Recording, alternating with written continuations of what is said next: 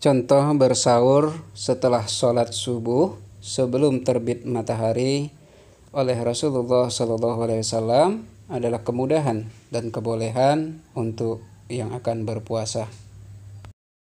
Assalamualaikum warahmatullahi wabarakatuh. Alhamdulillahirrabbilalamin. Wabihi nasta'in ala umurid dunya waddin. Sallallahu ala nabina Muhammadin wa ala alihi wa sahbihi ajmain. Amma ba'd. Saudara-saudariku, kaum muslimin muslimat dimanapun berada, yang insya Allah selalu mendapatkan rahmat, hidayah, dan limpahan karunia dari Allah Azza wa Jalla. Bagaimana berpuasa ketika bangun itu sudah masuk waktu subuh, sementara belum bersahur? Apa yang mesti dilakukan? Lanjut berpuasa atau tidak? Bahwa Rasulullah SAW pernah bersahur bersama Huzaifah dan disaksikan oleh Bilal bahwa beliau bersahur setelah salat subuh sebelum terbit matahari. Setidaknya ada 5 hadis yang menyatakan hal ini. Di antaranya dari Jir bin Hubaisi, bahwa ia bertanya kepada Huzaifah, pada saat apakah engkau makan sahur bersama Rasulullah SAW? Lalu Huzaifah menjawab, yaitu ketika waktu siang, hanya saja matahari belum terbit.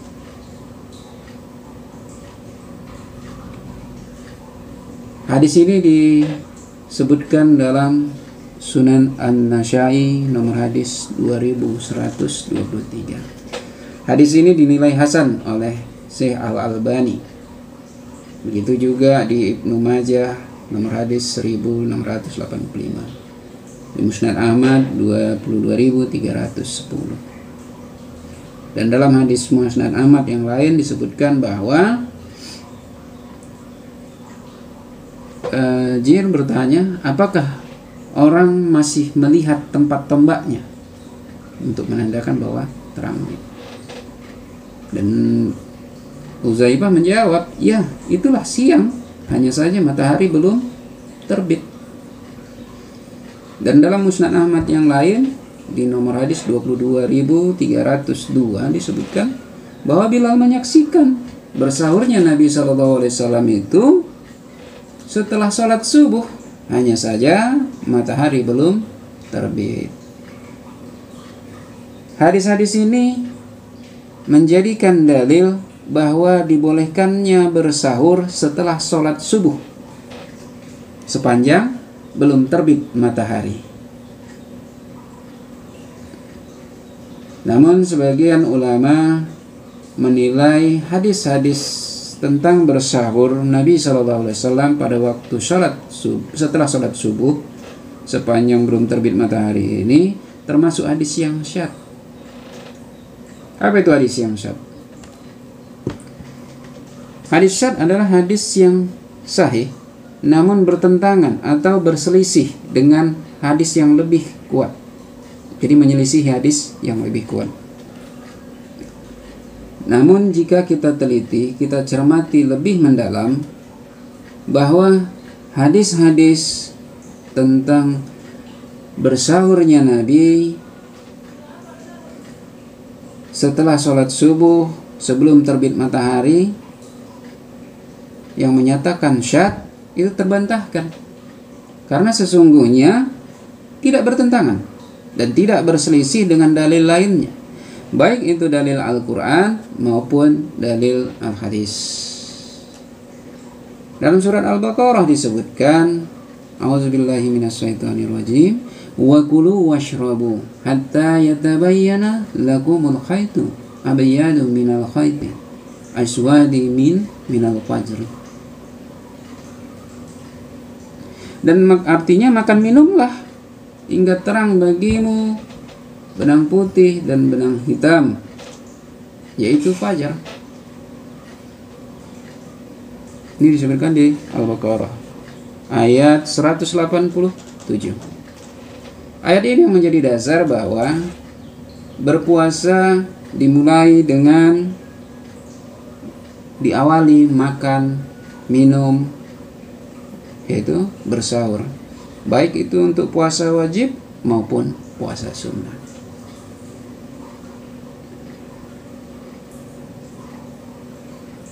Kapan berakhir? Makan minum dilakukan hingga terang bagimu benang putih dan benang hitam, yaitu fajar. Bahwa fajar atau subuh adalah waktu yang memiliki awal dan memiliki akhir. Maka jika ini kita pahami, artinya ayat Al-Quran masih membolehkan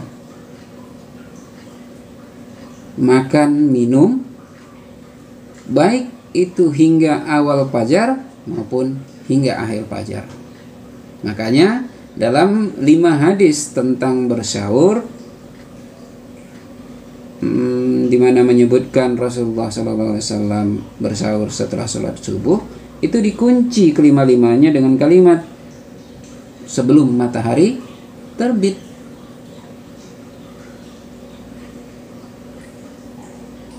Ini kata kuncinya. Jadi sebelum matahari terbit itu masih dalam kondisi fajar.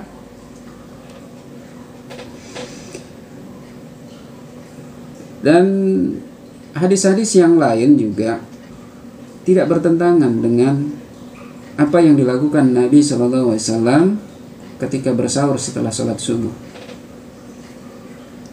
Terutama banyak keutamaan tentang makan di waktu sahur. Karena memang utamanya makan minum sebelum berpuasa itu di waktu syahar. Kapan itu syahar? Syahar itu adalah waktu di penghujung malam, akhir daripada sholat malam.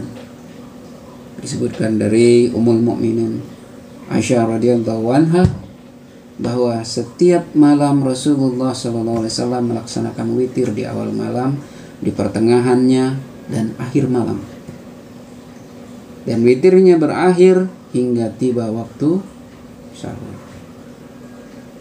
Jadi Nabi SAW mengakhirkan waktu sholat malamnya ketika tiba waktu sahur.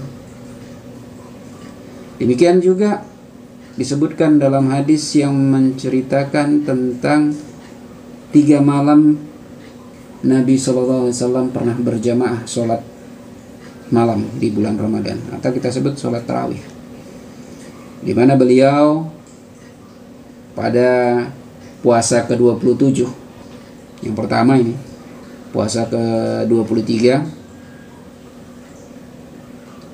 malamnya itu beliau sholat tarawih berjamaah sampai lewat sepertiga malam. Lalu malam berikutnya, yaitu di 24, berarti 24 malam beliau nggak sholat. Baru 25 malam beliau sholat bersama sahabat, itu sampai lewat pertengahan malam. Baru malam 26 malamnya beliau tidak sholat. Baru di 27:03 malam beliau sholat bersama sahabat. Beliau juga mengajak para istri, para keluarga untuk sholat berjamaah. Dan sholatnya dilakukan sampai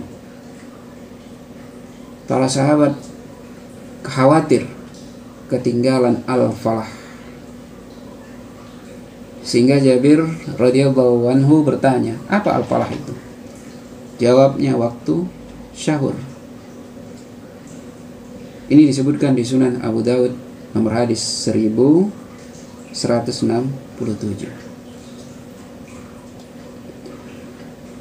Ini menyatakan bahwa sholat malam, akhir malam itu berakhir, akhirnya itu di waktu syahar.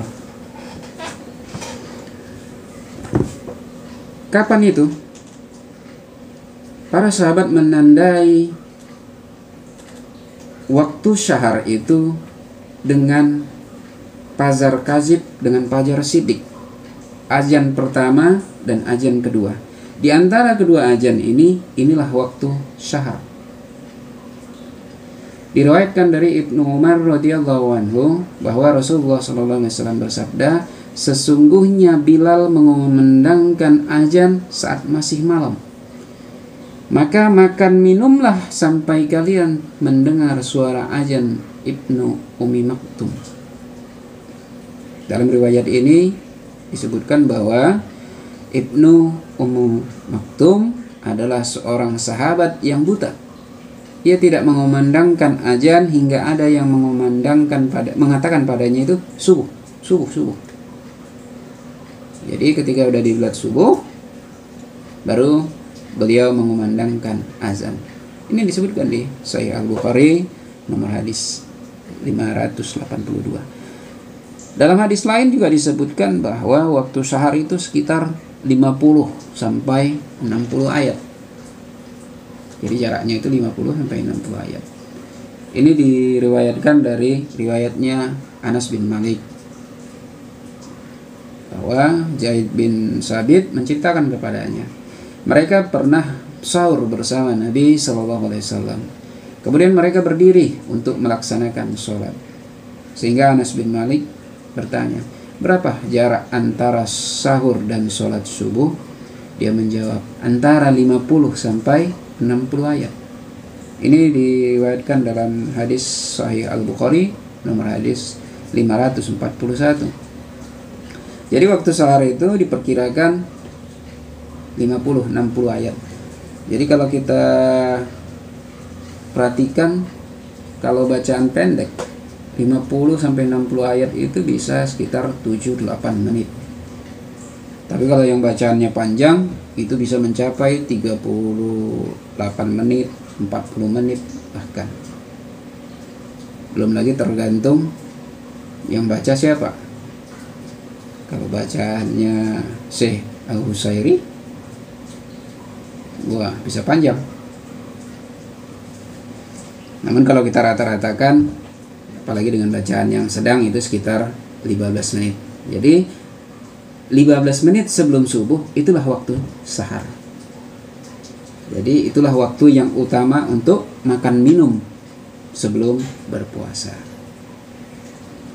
Jadi ini tidak ada pertentangan, perselisihan. Yang ini keutamaan untuk makan waktu sahur di waktu sahar, sedangkan Nabi mencontohkan bersahur setelah waktu sahar, masih dalam waktu subuh, belum terbit matahari. Tidak ada yang bertentangan, hanya melengkapi dan kemudahan yang diberikan Al-Quran tadi. Jadi kalau kita contohkan dalam waktu, misal ada beberapa waktu, misal jadwal sholat untuk Medan Sabtu 9 Mei 2020, disebutkan bahwa subuh itu pukul 4.55. Ini subuh fajar. Lalu terbit matahari pukul 6.11. Artinya makan sahur di waktu sahar, jika kita sebut 15 menit sebelum subuh, artinya waktu sahar itu ya pukul 4.40 sampai 4.54. Itulah waktu sahar. Itulah waktu makan minum yang utama. Yang utama. Sedangkan sahur setelah sholat subuh adalah antara selesai sholat subuh hingga pukul 6:10. Artinya sesaat sebelum pukul 6:11. Ini udah memenuhi daripada dalil ayat Al-Quran tadi, dan tidak bertentangan dengan keutamaan di waktu makan di waktu sahur. Dan jika kita analogikan seperti perjalanan darat, misal seseorang melalui perjalanan darat melalui Pantura, dari Jakarta via Semarang mau ke Surabaya. Jadi perintah kepada supir agar makan minum. Jadi kalau ibaratkan ini perintah dalam Al-Quran, Al-Baqarah 187, makan minumnya itu hingga kota Semarang. Jadi makan minum hingga kota Semarang. Dan waktu syaharnya itu Kabupaten Kendal, yaitu daerah sebelum Semarang. Dan waktu subuhnya Semarang. Maka waktu terbaik untuk makan minum itu di sepanjang perjalanan saat masih di Kendal. Ketika sudah masuk sampai Semarang, itu udah waktu untuk sholat subuh. Ini waktu untuk terbaiknya. Namun makan minum dalam ayat Al-Quran tadi, perintahnya tadi masih bisa hingga kota Semarang. Artinya sepanjang belum keluar dari Semarang masih boleh. Atau sebelum memasuki kota Demak, yaitu kan Demak setelah kota Semarang. Jadi sebelum memasuki Semarang masih boleh makan. Ini contoh dan analogi daripada makan sahur di waktu subuh, setelah sholat subuh, sebelum terbit matahari. Lalu bukankah ada dalil yang menyatakan haram makan di waktu subuh dan sholat di waktu sahar? Memang benar, ada hadis yang disebutkan dari Sunan Ad-Daruqutni. Setidaknya ada 4 hadis yang menyatakan bahwa haram ketika makan minum haram ketika telah masuk waktu subuh. Ini diriwayatkan dari Abdurrahman bin Ayyashi bahwa dia berkata, fajar itu ada 2. Adapun yang memanjang di langit, maka jangan menghalangi untuk sahur, dan tidak halal untuk sholat.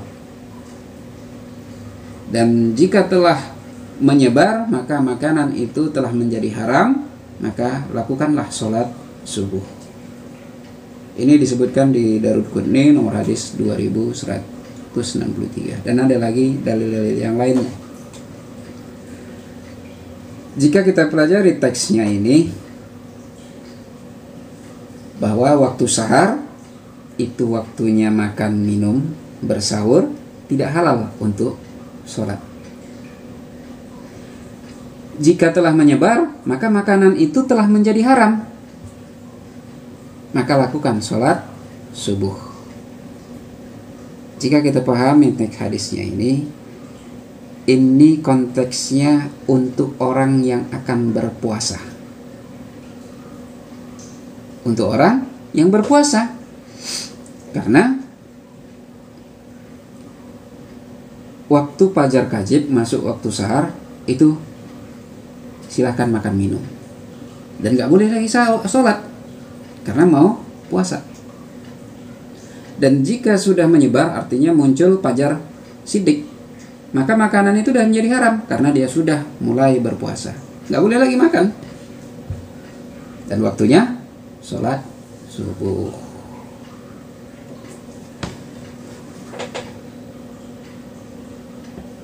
Yang pertama,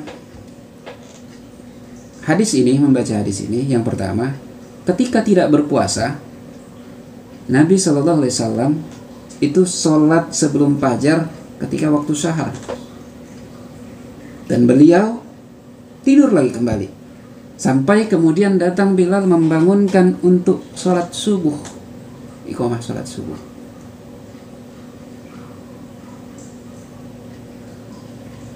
Jadi dalil ini tadi bahwa Nabi juga pernah tidur di waktu sahar membantah daripada hadis ini.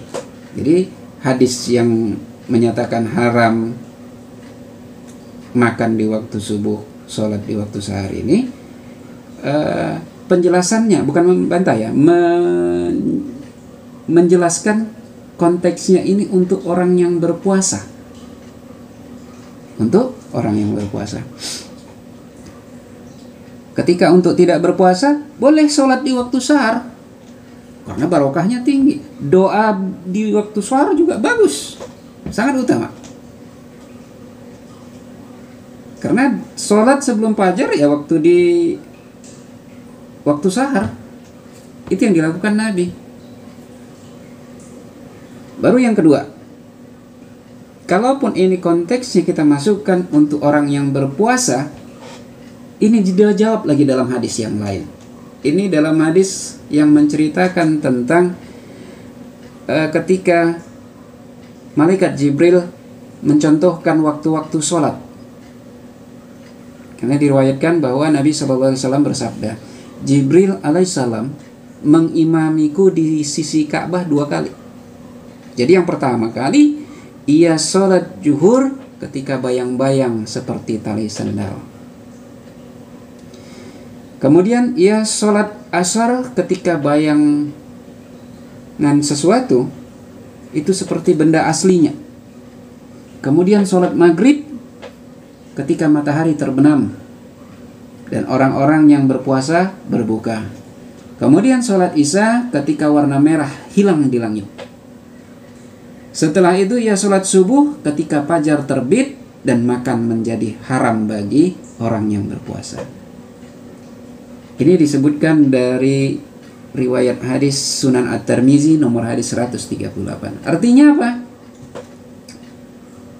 Makanan menjadi haram bagi orang yang berpuasa. Ini waktu subuh ya. Bagi orang yang udah makan minum, bersahur di ketika waktu sahur, maka udah haram bagi dia makan minum itu ketika waktu subuh. Namun bagi orang yang mau berpuasa dia belum makan minum, artinya dia belum berpuasa. Dia baru akan berpuasa setelah selesai makannya. Ini untuk orang yang sedang makan. Untuk orang yang bersahurnya setelah subuh, sesaat sebelum matahari terbit, dia belum berpuasa. Berpuasanya kapan? Nanti sesaat sebelum terbit matahari, setelah ia sahur. Jadi dalil tadi yang mengharamkan tadi tidak berlaku untuk hal ini. Itu berlaku bagi orang yang sudah sahur, maka dia tidak boleh lagi makan di waktu subuh, karena waktu subuh itu waktunya sholat subuh. Gitu juga ketika azan berkumandang, makanan belum selesai, maka puasanya dia itu setelah makan, karena selesaikan dulu makanannya. Karena memang dalilnya menyebutkan jangan letakkan piring sebelum menyelesaikan sahurnya. Ini diriwayatkan dari Abu Hurairah, di mana ia berkata, Rasulullah SAW bersabda, apabila seseorang dari kalian mendengar azan sedangkan bejana makanan masih ada di tangannya, maka janganlah ia meletakkannya hingga ia menyelesaikan hajatnya atau menyelesaikan sahurnya. Ini disebutkan di Sunan Abu Daud. Jadi ini dalil bahwa lanjut makanan ketika sedang makan lalu azan berkumandang, tidak masalah. Ini dalilnya. Namun ada yang berpendapat bahwa dalil ini adalah azan pertama, azan fajar kajib yang dilakukan oleh Bilal. Bahwa untuk pendapat ini perlu kita pertegas bahwa dalam hadis ini, dalam Sunan Abu Daud di 2003 tidak disebutkan, dan dalil ini menyebutkan azan secara umum, tidak ada menyebutkan bahwa ini azan untuk azan pertama, azan fajar kajib, tidak juga menyebutkan azan yang dilakukan oleh Bilal.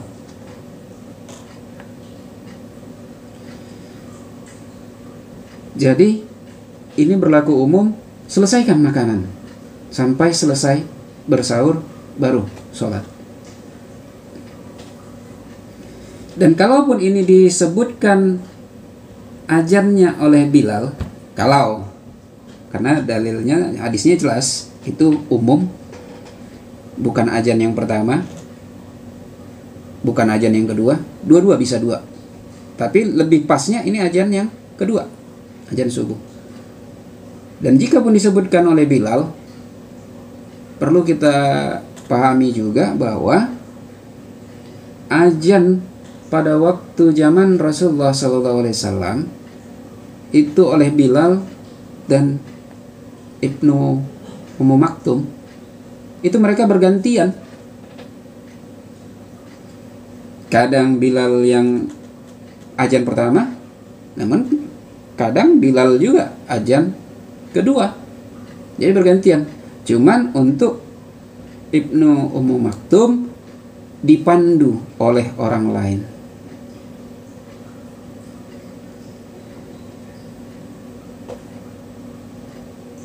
Kita sebut Bilal juga, dalil atas tadi menyebutkan bahwa Bilal azan untuk yang pertama,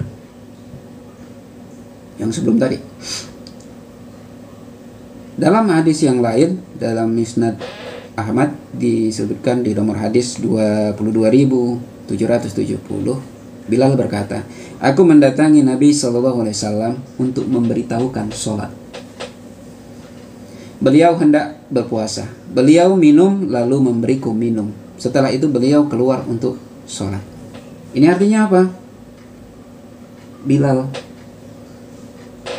melakukan azan sholat. Dan Nabi SAW minum sebelum berangkat keluar sholat.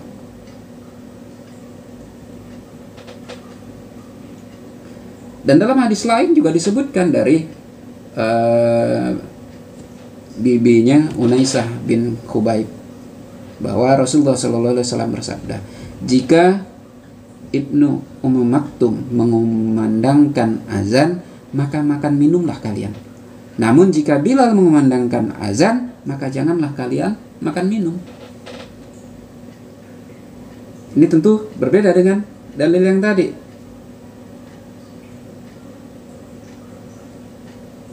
Ini kelihatan bahwa azan pada waktu zaman Rasulullah itu bergantian. Kadang Bilal azan pertama, kadang Bilal azan kedua. Dan di ujung hadis ini tadi disebutkan bahwa jika ada seorang wanita yang masih makan sahur, kami mengatakan kepada Bilal, pelan-pelanlah hingga dia selesai sahur. Hadisnya sahih. Jadi ketika waktu sahur azan sholat, pelan-pelan karena ada perempuan yang sedang makan sahur. Artinya apa? Rasulullah membiarkan wanita itu untuk menyelesaikan sahurnya. Dan ini sejalan dengan hadis yang menyatakan janganlah seseorang sholat ketika makanan telah dihidang, dan jangan pula menahan buang air besar dan kecil. Ini juga diriwayatkan dari Ummul Mukminin Aisyah radhiyallahu anha, saya pernah mendengar Rasulullah SAW bersabda, janganlah seseorang sholat ketika makanan telah dihidangkan, dan jangan pula ketika menahan buang air besar dan air kecil. Ini Sunan Abu Daud nomor 42. Jadi ketika kita makan sahur lalu bunyi azan, nggak perlu langsung dilepehkan, nggak perlu langsung dibuang, selesaikan aja makanannya. Hadis umumnya tadi juga, sedangkan yang dalil yang khusus tadi juga, silahkan lanjut makanan. Dan dalil umumnya menyebutkan ketika dihidang saja itu nggak boleh sholat, apalagi ini udah di tangan, belum selesai dimakan, lanjutkan. Ini bahasa hadisnya. Dan contoh yang dilakukan Nabi SAW bersahur setelah sholat subuh sebelum terbit matahari, ini juga menegaskan bahwa silahkan lanjut makanan itu. Dan contoh yang dilakukan Nabi ini mengingatkan kita akan pentingnya kedudukan sahur. Ini mengingatkan kita seperti berwudu ketika akan sholat. Memang sebagian besar berpendapat bahwa kedudukannya sunnah. Namun jika kita urutkan, kedudukannya itu seperti udah syarat. Karena sahur tadi udah perintah dari Al-Quran. Al-Baqarah 187. Barang siapa hendak makan minumlah hingga jelas bagimu benang hitam dan benang putih. Dan Nabi SAW juga merintahkan, jika siapa yang hendak berpuasa, maka hendaklah ia bersahur dengan sesuatu. Ini di Musnad Ahmad, nomor hadis 14.422. Bahkan beliau juga menyuruh untuk bersahur meskipun dengan hanya sedikit makanan. Meskipun hanya ada sedikit makanan. Baru yang kedua, Nabi SAW melarang orang untuk meninggalkan makan sahur. Di mana beliau bersabda, makan sahur itu berkah. Maka janganlah kalian tinggalkan, meskipun salah seorang dari kalian hanya minum seteguk air. Karena sesungguhnya Allah Azza wa Jalla dan para malaikatnya bersalawat kepada orang yang makan sahur. Ini disebutkan di Musnad Ahmad juga, nomor hadis 10.664. Baru yang ketiga, larangan berpuasa tanpa makan sahur ini berkaitan dengan dosa tasyabuh. Karena puasanya orang yang tidak bersahur itu puasanya ahli kitab. Nabi SAW bersabda, perbedaan antara puasa kita dengan puasa ahli kitab adalah makan sahur. Ini Sahih Muslim, nomor hadis 1836. Baru yang keempat, Nabi SAW pernah berpuasa tanpa bersahur. Namun dalam hadis lain disebutkan umat dilarang mengikutinya. Karena Nabi SAW memiliki zat yang memberi makan beliau ketika waktu malam. Mungkin kita udah tenar sering mendengar dengan hadis yang menyatakan bahwa ketika Nabi SAW ke rumah Ummul Mukminin Aisyah radhiyallahu anha, beliau meminta makanan, menanyakan makanan. Dan ini sebenarnya sudah dibahas dalam video-video sebelumnya, juga sudah dibahas bahwa beliau hendak berpuasa. Karena dijawab tidak ada makanan, beliau berpuasa. Ini yang menjadi dalil sebagian daripada kita bahwa boleh berpuasa tanpa bersahur. Dan sebenarnya hadis ini bisa kita kaji lebih dalam. Ini sebenarnya penegasan bahwa beliau puasa. Dan beliau melarang orang mengikutinya berpuasa tanpa bersahur. Karena disebutkan beliau bersabda, sesungguhnya aku tidak seperti kalian. Di waktu malam aku memiliki zat pemberi makan yang memberiku makan minum. Jadi waktu malam Nabi SAW diberi makan dan minum. Ini disebutkan di Musnad Ahmad nomor hadis 10.633. Ini kedudukan bersahur dalam berpuasa. Dan kemudahan yang dicontohkan Nabi SAW ini memang memudahkan. Selain memang boleh, itu juga memudahkan. Bagi siapa aja? Yang pertama, bagi negara-negara ujung timur, ketika hari pertama menunggu informasi, mungkin yang di ujung ya, ini sudah kita bahas dalam kajian bagaimana menyatukan kalender Islam, bahwa yang di ujung mungkin kalau masih sampai ke Ribati itu masih dapat mereka berpuasa nunggu ruhyat hilal dari Mekah. Namun jika di ujungnya ada pulau-pulau kecil lagi, masih wilayah persemakmuran dari negara-negara Perancis, Inggris, Amerika, jika mereka masuk ikut ke bagian timur, itu informasi awal berpuasa bisa sampai waktu mau terbit matahari. Jadi ini berguna bagi mereka. Jadi bersahurnya mereka ya setelah subuh, sebelum terbit matahari. Baru yang kedua, bagi negara-negara yang waktu berpuasanya jauh lebih panjang daripada waktu malamnya. Ada yang berpuasa itu sampai 20 jam. Ada yang bahkan lebih. Dan rata-rata di belasan jam jauh. Ini ketika bersahurnya setelah subuh, tentu ini bisa mengurangi daripada jauhnya panjangnya malam. Karena ulama berbeda pendapat tentang mereka yang berada di daerah siangnya itu lebih malam. Ada yang mengikuti Mekah, ada yang mengikuti daerah sekitar yang waktunya normal, ada yang tetap mempertahankan lamanya berpuasa. Kalau 20 jam gitu. Tapi dengan ini menjadikan waktunya bisa lebih pendek. Karena apa? Karena bersahurnya setelah sholat subuh sebelum terbit matahari.